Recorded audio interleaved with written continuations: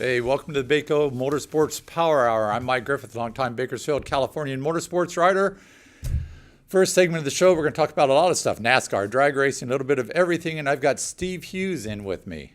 Hi, everybody. There's Steve. Facebook Live. Facebook Live, that's what we are on right now. Yeah. I got it posted just in time. Kind of forgot about it. That's all right, man. I was over there doing other stuff, like Cal State Bakersfield men's basketball schedule released. Hey, that's huge. Yeah. Go Runners. Yeah, they get to play like Arkansas, UCLA, and Arizona all on the road. Well, that's good for them. That's climbing the ranks in Division I. That's how you got to do it. You want to be the best, you got to play the best. Yeah, and that's what we do here. Yeah. We bring in the best. Oh, absolutely. Absolutely. Big weekend of racing in America and around the world. We got the American flag there. We should note again that Derek Thorne did not race this week. He did not, but coming up so on the he did not have a flat tire. No, he did not. Which he's had in the last two races. Yeah. Southwest Tour returns to action on the 19th. Yes. At Irwindale. That's absolutely right. Big field expected there. Mm-hmm. Fast Trip All-Area Team. It will be our third All-Area Team this fall. Win a couple of drag races, win 3 oval track races, and you're in, and there's 25 or 30 slots to be filled. Already filled on that. And probably, there's 3 that's basically filled from young amateur motocross riders. And I just want to mention quickly, back at the Loretta Lynn, the AMA Nationals back there. In Tennessee. Good luck to them all. Good luck to all those. I think that starts today. It does. They were practicing yesterday out there. So good luck to all our riders back there on the bikes. Absolutely. Young kids. We've got a good shot to bring home some hardware, no doubt. Oh, yeah, they generally do. Yeah. At least one, if not all 3 of them, bring home lots of hardware. Yes. So somebody brought some hardware down home from Pocono, NASCAR, and I think these slides pretty much showed what we got the start of the race, and there's the M&M cars leading the way, qualified number 1. And this is during the race, and there's Kyle Busch leading the field. Oh, and this is the end of the race, and there's Kyle Busch with his first win of the season. First win in over a year. Yeah. So his last win was the 2016 Brickyard 400. Passed that last week, and he had a good shot to win 2 in a row. And, of course, there's the ever-popular bow to the crowd. The ever-popular bow, which is that mocking the crowd? Oh, absolutely. Ricky Childress Jr. loves that shot right there. Ricky Childress Jr. loves this guy, but Ricky Childress Jr., a local racer, can't count. No. He thinks he's narrowing in on Richard Petty's 200 Cup wins, 201. Well, I think Ricky Childress Jr.'s kind of hasn't figured out that Xfinity and truck is not Cup. No, but I think he's just talking about total wins. No. And, I mean, when you start to compare it, I mean, they were racing. Different eras. Yeah, different eras. Dirt tracking on Monday night, then going to, somewhere on a Wednesday night, and then, by the way, racing on Sunday as well. Yeah. So, it was a lot of different ways to different score. Errors. Certainly a different era. Certainly different era, but certainly a good win for Kyle, which he was going to be in the chase anyway, but he would have been 13th in chase points heading in. Well, not really. It's all confusing, but now there's 13 different winners, so only 3 slots left. Kevin Harvick, second at Pocono, never led a lap. Although he led for a while, he never led at the start-finish line. Right. He didn't leave very long. That's a long. lot of real estate to cover. That 18 came blowing by him, and he said that Kyle had everybody covered. So I did something different here. I'm doing the playoff standings. Okay, but they're not. They're kind of the playoff standings as they stand now, without the bonus points at the end of the year, which is if the regular season champion gets 15 bonus points, and Martin Truex is going to win that unless he falls off a cliff. Yeah. So you figure out he's got 15 more points, so he's going to have a pretty good lead going into the playoffs. And then it goes, second place gets 10 points. And then goes third place is 8, 7, 6, 5, 4, 3, 2, 1. In the regular season, in the regular bonus season, points. Those will be tacked on to these. Yeah. So they're giving you an idea of where they are now, but it all is going to change at the end of the regular season. Well, there's your top 5 anyway. There's your top 5: Martin Truex, Jimmy Johnson, but not really. Jimmy Johnson's couldn't be not getting too many bonus points at the end of the season. But he could get another win, and that would be 21 points. It puts him right up there. Wins are important. Speaking of 21. 21, he did not do well. Ryan Reed had a rough outing at Iowa, kind of a standalone race. You would expect Xfinity drivers to do well, and they had a tire issue or they had various issues, and he was a couple laps down. Tricky track, there. that Iowa Speedway. Yeah. Tricky track. It is. But a good day for Ryan Preece. Ryan Preece, a modified driver, who kind of got a shot. Well-established modified driver. We all know that. He's won, those championships back east there, but competed in the Xfinity Series full-time last year. Right. With a budget of X amount of dollars. Which wasn't very much. No. Wasn't competitive. Was there in the field, wasn't competitive. He decided to take a chance, take a gamble, take those funds and say, okay, what can I get for this amount of money with a top team? Oh, we'll give you 2 races. Loudon and Iowa. And here's your shot. So Loudon finishes second and then wins at Iowa. Pretty big gamble. It will be interesting to see, because here's a guy who doesn't bring sponsorship money with him. No. And let's face it, I think we're in the era of NASCAR where if you don't bring money, you can be the best short track racer in America. You're probably not getting a shot. That's right. That's just my opinion. Well, this guy's, he said it when he finished second at Loudon. This one's for all the short track guys out there, and got emotional about that. And now he comes back and backs it up with an Xfinity win. Just a great deal for Ryan. It was a good race. He had to race to get that. Was a good race at the end, and he worked his butt off to get that. So, kind of leads us into new rules for NASCAR. Yeah. On the number of races, Cup drivers with 5 or more years of experience can run. This year they could run 10 Xfinity races and 7 truck races. And we'll look at these standings real quick. And next year it's going to be 7 and 5. 7 and 5. Yeah. William Byron leads the points here. Justin Allgaier, Ryan Reed, Elliott Sadler, and Daniel Hemrick. And you can see a lot less bonus points there because the Cup drivers win a lot of races. Kyle Busch, quote, I skipped 3 months of racing Xfinity. There were 9 races in that time. You had 1 race won by an Xfinity regular, so it didn't change a damn thing by eliminating the races that Cup drivers can run.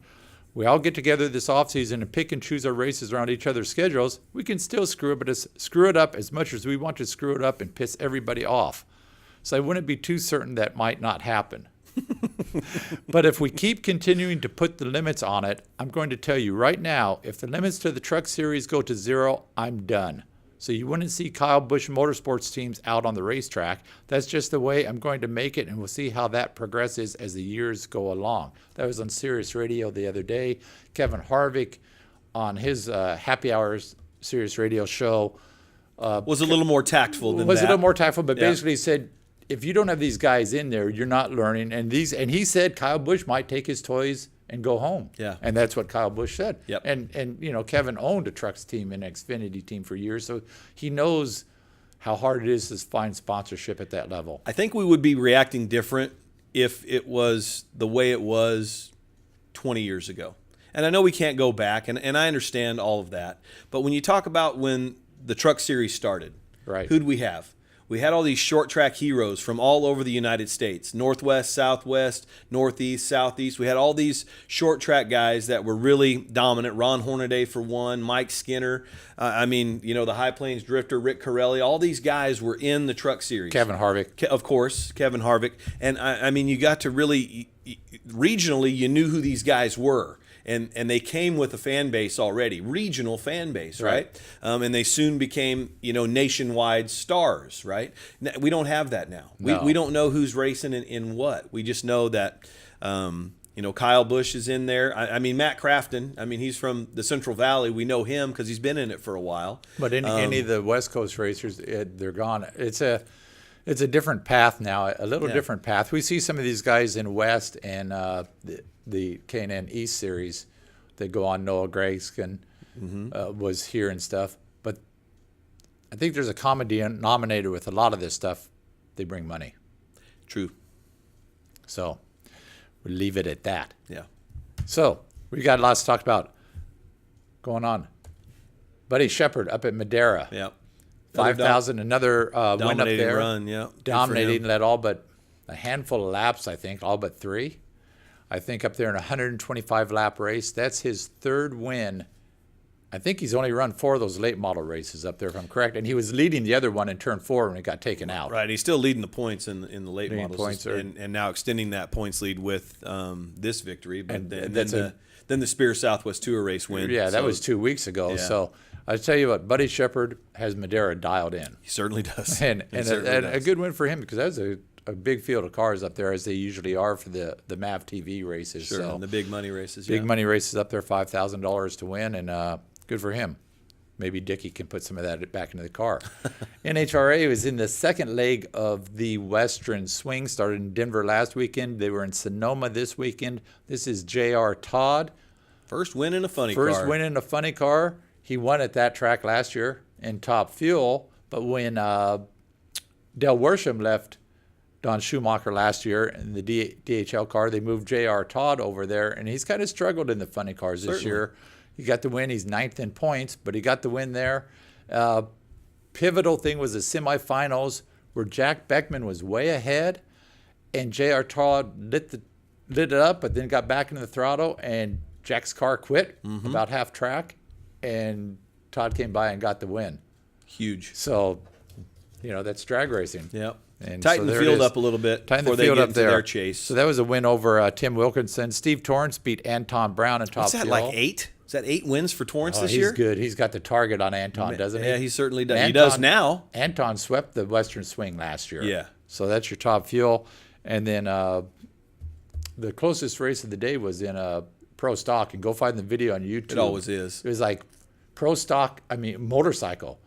0.001. Nothing. It was a photo finish of all photo finishes. That's nice. So Ellie Tonga got that win. That's why I like watching Pro Stock motorcycle and Pro Stock car. Because, it's always it's close. 1/10,000th of a second at the finish line, It's amazing. On the Lucas Oil finish line cam. It's awesome, yeah. So those guys are heading up to Seattle to in their Western Swing. And they think they're going to cool off? They're not. No. There's a huge heat wave in the Western United States. They're not cooling off at all. I talked to Zach Ewing, the sports editor, who is up in Seattle. Yeah. And he was lamenting it's supposed to be 100 or over 100, and he says where they are, nobody's got air conditioning up there. No. And he says, we'll go to the beach during the day, but the sun stays up till 9. And then they're going to Portland, Oregon, I think today or tomorrow. So yeah, they're not going to escape that heat. That is so unusual. He says, I come up to the Northwest to escape the heat.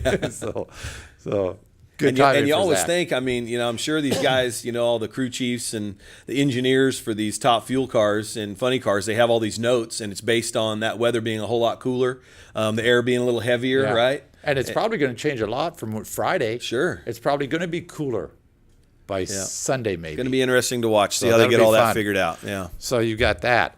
We got Formula One. Sebastian Vettel, Ferrari, finished 1-2. Man, those Hungarian Grand Prix. Yeah, those Red Bull guys, dude, they just need to figure that out. Bottas there finished 3rd. He doesn't look too happy. Lewis No. Hamilton 4th, even less happy. Yeah, and I was following it on Instagram and Facebook. There was something about licking going on. Do you know anything about that? I don't know. I missed that. But There was a quote. I did see the Red Bull drivers run into each other again. Yeah, not good. Not good. No. On the first lap. Yeah.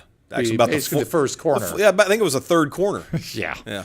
So you don't want terrible. to run into your teammate. No. Joseph Newgarden, 2nd straight IndyCar win. I think we got a slide of him. And I watched this race. Here. That was a good race, yeah. That's the one that I haven't caught up on. Yeah. It's 2 straight for Joseph, who now I believe leads the points. He does lead the points. So for him. And we have one more slide because it was a busy weekend. Todd Gilliland. Yeah. A combined East-West win there at Iowa. So I think that's 4 wins on the West Series, and he leads the points, and he's got a couple wins on the East Series, and he's just 6 points behind. He's trying to double dip and win both championships. I don't know if NASCAR will allow that. So we'll have Probably to wait. not next year. We'll have to wait and see. So we'll have to wait and see. That's a rundown of a busy weekend of motorsports throughout the U.S. and the world. Yep. So, and we're going to be back in a minute to talk about Kern County Raceway Park. Hey, I'll had just a busy weekend of racing last Friday night. Yeah, at the I'll dirt just track. stay right here then. You stay right here. Okay. All Don't right. go We'll do. anywhere. All right.